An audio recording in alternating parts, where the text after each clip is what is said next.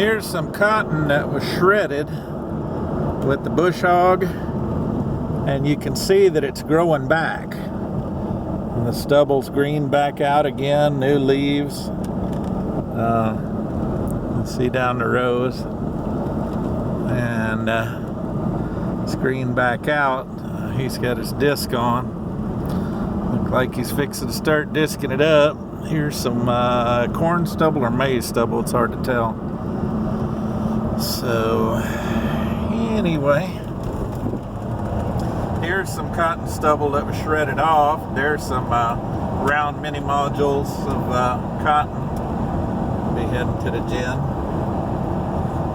You can see that some of this is starting to leaf back out. Now this side he probably had shredded, I don't know, a week, 10 days, 2 weeks ago. So that's why guys use stalk pullers. You can see some round mini modules of cotton back there. So anyway, here's a cotton field that was picked. It's been picked and it was defoliated. You can see that in the back was defoliated later. And this in the front has leafed back out again. It just starts growing new leaves. And this has been middle busted here, or hipped up. That's been hipped. If it was middle busted, it'd be a little cloddier. So, but yeah, anyway,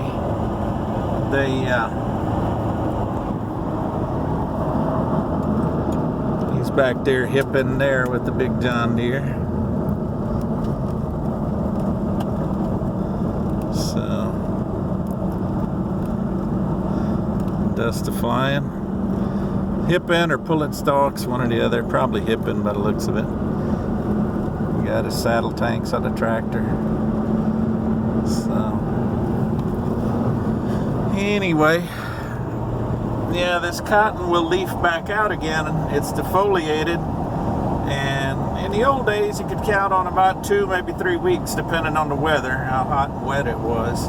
If it rained quite a bit, it could leaf back out in about 2.5 weeks.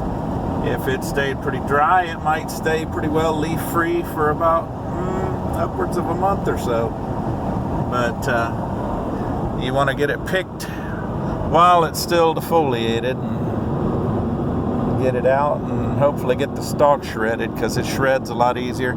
Here you can see this cotton stubble shredded off, and it's a little cotton there on the ground left, but other than that, he must have got that shredded off before it leafed out too much, because I'm not seeing much green out there. But that stubble, if it's got moisture, it will leaf out again, like I was showing back up the road a bit.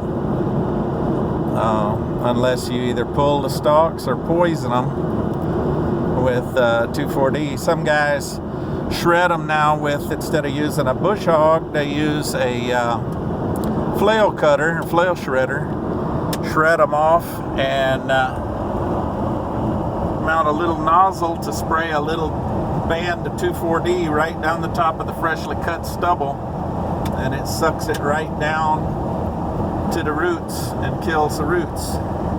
Now here you can see there's some of the old type module builders, and back when they had the dump style pickers or the chain unload pickers. But you can see most of these new ones they're selling are making the little round mini modules that are wrapped in sheet plastic to keep the bales from getting wet when they are sitting out here on the turning row in the rain. Now that was middle busted. You can see the clods. So there's some more round cotton modules. You just don't see too many of the Case IH pickers. Have sort of like an old stack hand, for anybody that's familiar with those. The stack hands were basically a rolling forage box. You chop the forage into the box, and then it had a hydraulic packer mechanism like up in the roof or something that came down and just sort of squashed it down, packed it down into a little square loaf of like a haystack, sort of square looking haystack. Here's some more ground been hipped up. It's laid by now for the winter. So anyway, the Case IH cotton pickers use that type setup, and I'm not seeing many of those around. And of course the Deeres make the round mini modules.